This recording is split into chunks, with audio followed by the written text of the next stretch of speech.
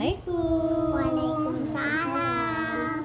Kita akan melanjutkan lagi berkisah dengan buku cerita bersama keluarga dengan judul Kisah binatang dalam Al-Quran. Oke. Kisah binatang dalam Al-Quran ini ada jilid yang pertama dan ada kedua. Yang kita akan baca adalah jilid pertama. Penulisnya adalah dalam Quran surat Hud ayat 64 yang berbunyi, "Hai kaumku, inilah unta betina dari Allah sebagai mukjizat yang menunjukkan kebenaran untukmu.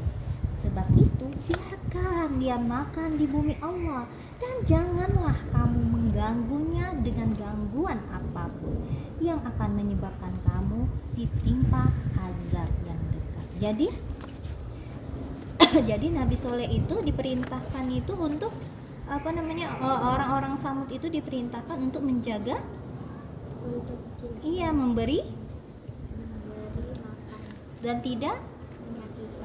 tidak menyakitinya. Kalau menyakiti maka Allah akan menimpakan azab yang sangat dekat.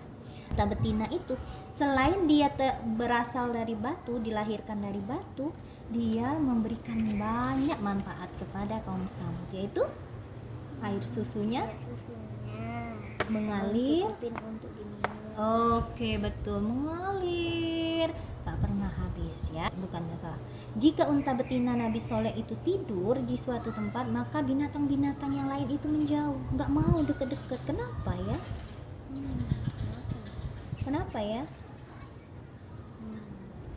Karena mereka tahu bahwa unta betina itu adalah unta yang istimewa dari Allah ya. Nah, orang-orang kafir sangat benci kepada unta Nabi Soleh karena mereka pun membuat rencana jahat untuk membunuh unta tersebut, hingga dibuatlah sayembara jika bisa membunuh kepada siapapun yang bisa membunuh unta Nabi Soleh. Dan dalam Al-Quran dijelaskan pada surat An-Naml ayat 48, ya nggak apa-apa, ayat 48 dikatakan bahwa di kota itu ada 9 orang laki-laki yang membuat kerusakan di muka bumi dan mereka tidak membuat kebaikan. Jadi ada 9 orang laki-laki. 9 orang laki-laki itu adalah berbuat kerusakan. Nah, mereka itu menyiapkan senjata untuk membunuh unta tadi. Mereka keluar malam-malam dan memimpin mereka keluar malam-malam dan mereka membawa khomar. Minuman keras ya. Pemimpin mereka itu sambil minum minuman keras sehingga tidak melihat apa yang ada di depan mereka. Pergi dia untuk membunuh unta tadi. Namun di dalam Quran surat Al-Qamar ayat 29 dikatakan, maka mereka memanggil kawannya, lalu kawannya menangkap unta itu dan membunuhnya. Nah, terjadilah pembunuhan itu pada malam hari. Dan mereka berhasil. Mengetahui kejadian itu, Nabi Soleh menjadi marah besar. Ia mengatakan bahwa 3 hari kemudian akan datang azab dari Allah. Dalam Quran surat Hud ayat 65 dikatakan, bersukarialah kamu sekalian di rumahmu selama 3 hari. Itu adalah janji yang tidak dapat didustakan. Kata Nabi Hud, silahkan bergembira. Kata Nabi Soleh, silahkan kamu bergembira saja selama 3 hari. Setelah 3 hari itu, maka kamu akan ditimpa oleh azab. Itu adalah perkataan Nabi Soleh yang dia tahu Allah itu sudah mentakdirkan kaum Samud akan diazab. Dan 3 hari kemudian datanglah azab untuk kaum Samud ya. Mereka hancur, sedangkan orang-orang yang beriman kepada Allah bersama Nabi Soleh pun meninggalkan tempat itu dengan selamat. Nah, itu kisah Nabi Soleh. Jadi ketika kita itu diperintahkan, kalau kita menaati dengan baik, maka apa yang diberikan oleh Allah?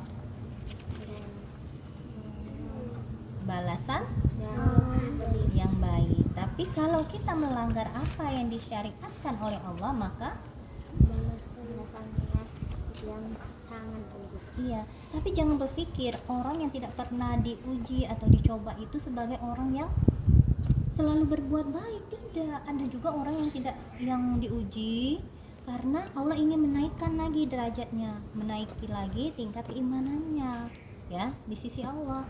Orang yang suka berbuat buruk tapi dia itu tidak diuji, tidak dicoba, tidak dikasih masalah, maka Allah itu membiarkannya saja. Berarti Allah tidak peduli, ya, kayak gitu ya. Oke. Nah, kisah yang selanjutnya Maka adalah di Quran mana? Quran mana? Surat Al-Kahfi. Oh, itu ya. Ayat. Tidak tahu.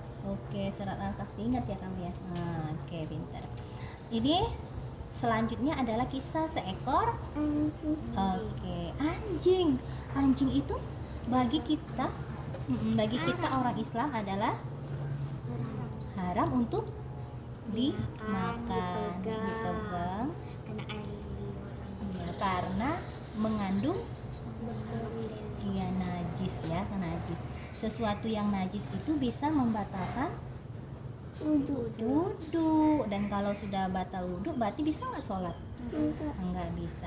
Tapi nih, di dalam Al-Quran juga ada kisah yang menceritakan tentang anjing. Nah, kisah apa itu?